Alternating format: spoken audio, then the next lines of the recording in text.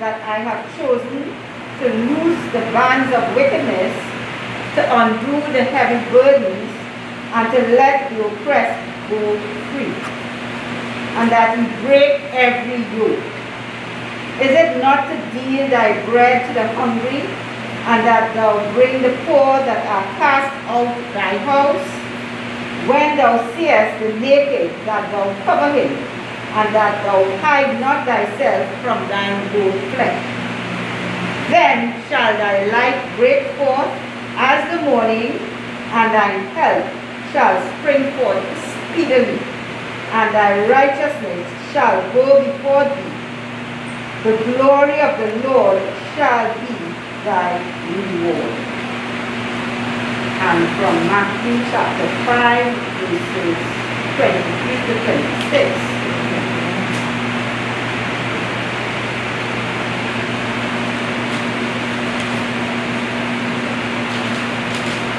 Therefore, if thou bring thy gift to the altar, and there rememberest that thy brother hath aught against thee, leave there thy gift before the altar, and go thy way.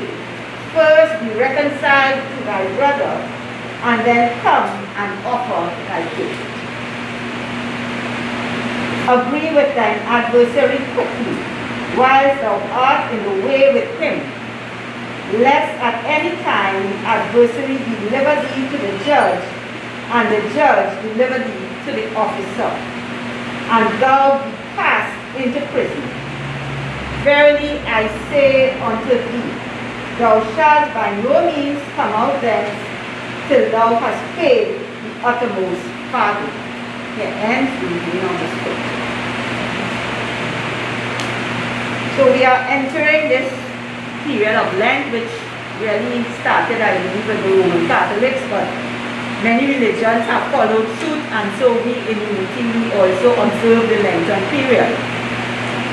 But as in keeping with our tradition of metaphysics and so on, we thought our emphasis is not so much on the physical and giving up the foods, although we don't say that that is entirely up to individuals, whether you want to give up meat or sweet things. I mean, that's a big one.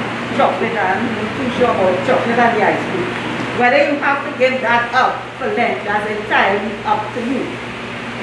But our focus in truth and unity would be more on the spiritual and the mental, what we should give up. So I'm going to suggest for those of us who wish to follow the 7-day mental diet by Emmett Fox. And that 7-day mental diet requires us to give up negative thinking, not to allow ourselves to dwell on negative thoughts. So it's not that a negative thought, because thoughts do cross our minds, but it is the dwelling on the negative thought. So he has a little booklet, Emmett Fox, and he suggests that if for 7 days, if you do this diet for 7 days, and some people go to 30 days, your whole life will be transformed. Because you know, we say what we think, our thoughts are things, and they take flesh and they come into our lives and affairs as our experiences, our ailments, or whatever, our prosperity and so on. So the trick is to give up, not to allow ourselves to dwell on negative thoughts for 7 days. And if any negative thought enters our mind, we must give it up. So as I said, thoughts come. So it's not that it can't come, because sometimes you don't know how to do, something just crosses your mind, so you would say. But it is dwelling on it. So we have to try not to dwell on negative thoughts. And thirdly, that was the second one. So not to allow yourself to dwell on it. If it comes into your mind, let it go. And thirdly, if you think about a negative thought for even a minute, stop and you have to start over. Stop it and you have to start from square one again. This is a very difficult discipline to follow. I don't think I ever made 7 days. I have tried many times. And I have constantly had to start over. But I said, okay, this went I probably will try again. So that is part of what you may wish to follow. Or you might have your own practice already which comes out of your whatever resolutions you have for the new year, because we are still quite early. Now this mental diet, 7-day mental diet, it accords with something I read by Eric Butterworth about how to live positively in a negative world. It comes out of a book. I really can't say what book. You know, sometimes you have a photocopy of something, I can't tell you which book it came from, but this particular chapter or reading is titled How to Live Positively in a Negative World. And he says, it is true that there is no such thing, for us in unity, there is no such thing as evil as a basic force. For evil can never be anything more than the concealment of good. But the inescapable fact is there is much in the world out there that evidences this concealment. So in other words, although we say there is no evil, we do see, and sometimes experience, we do see things that would fit this definition of evil. Some people say, you know, the vengeance is God having vengeance. But if God is love, we know and we believe God has absolutely nothing to do. He has nothing to do with the war between Russia and Ukraine.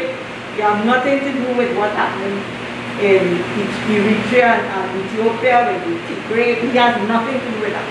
That is all our business. But we like to feel, as I think it's Flip Wilson used to say, the devil made me do it. So we feel there is some force outside of ourselves that, you know, and so we say, oh God, send a man. But God is God. God is above all, in all, through all, unchanging. But these waves of so-called good and evil that we see, these come out of man's free will from God to do as we wish to do. Although, of course, we have the laws. We have the love your brother as yourself. Love God first, love your brother as yourself. But sometimes, you know, that does not happen. So, he says the insight of truth provides a perspective by which, though we may not be able to set things right, we can see them rightly. So although in the war in Ukraine or whatever little thing, what happened in Haiti, wherever in harmony, Trinidad and Tobago, we can see rightly. We do not have to give in to the news and the bad reports, you know, the focus, the talk shows, some talk shows every day is one team there. The government never do anything right. Everybody do everything wrong. Sometimes I wonder, your life must be in order. Everything must be perfect with that. Because how we could spend so much time talking about this, that, and the other, when really in unity, we should really be minding our own business and trying to bring ourselves up to speed. And we get, of course, we could get caught up in it. We can get caught up in the headlines and the this and things we were not there at all. But if you know, we know about it. We know about this, we know about, and we were not there.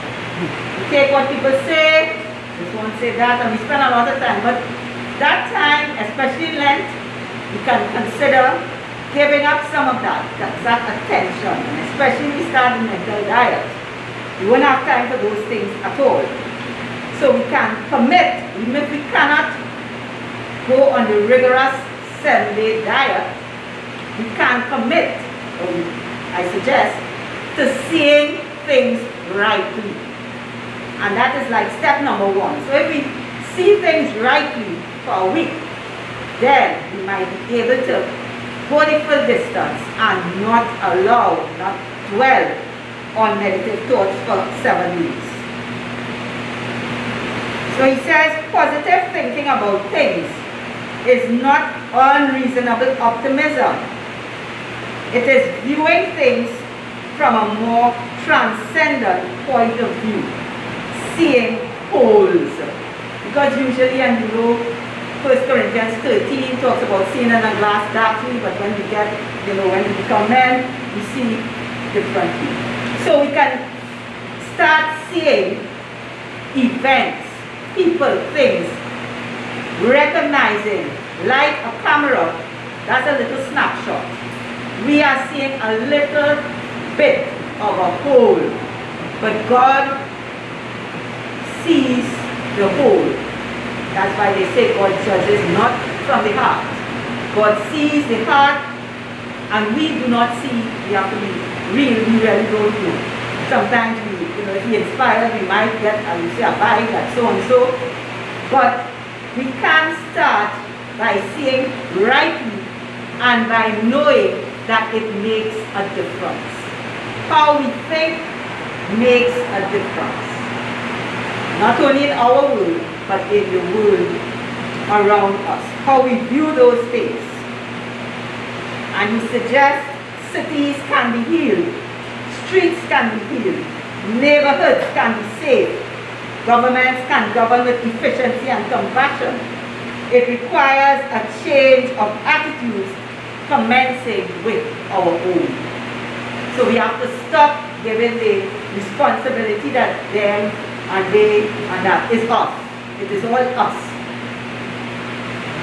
We can make a difference by seeing rightly and thinking right from principle. And it does take some doing. But when we know we come to a community like this on a Sunday, we know we are not alone. So when you little negative thought come and think, okay, well, I heard this on Sunday and I know so and so. We are in this. We committed to do this, we committed to think rightly and so on. And it does make a difference. We know in unity, we say, change your thinking, change your life. Our thoughts make a difference because everything that we have seen came out of the unseen. A bottle of water, a candle, the dish, whatever it is, the chairs. There were images, there were thoughts held in mind, and they took form. So we should have the confidence to know that if we think right from principle and we think good thoughts, for the most part, our lives will be transformed. Now, if you want to get into reincarnation, if you believe in that, or compensation, things, you might be thinking you're doing everything right and so on, and things not working out. But you just have to, as we say, stay the course. Continue.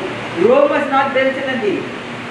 And if we had been thinking negative thoughts and having negative expectations of people and circumstances for a very long time, we are going to have to undo that before we see the positive changes that we look for. So it does take some doing, but it can be done.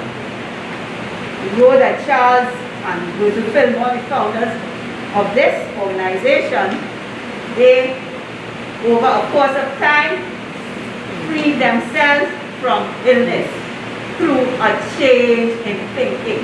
And we have our denials and affirmations to help us with that change in thinking. So we can't live positively in a negative world if we stop seeing the negative world through the old window. We can use the same, and if we use the same old labels, and if we speak in the same way. It is a good world with much growing to do and with much darkness to be illumined. So just as if we came into a room in the night that was dark, and turn on the light, we would see everything would become illuminated. So we can see our lives in that way. We may be walking in the dark, but as the light dawns, we change our perspective, we see our way. So we can restructure the world by one by our consciousness, so that our world of experience is fed by a steady flow of love, peace, justice, and order. So let us commit to trying it. We can try it.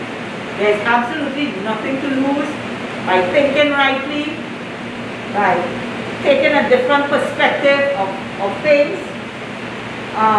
We can make a difference. That's where I will end from what I have to say, and now we'll start our communion service.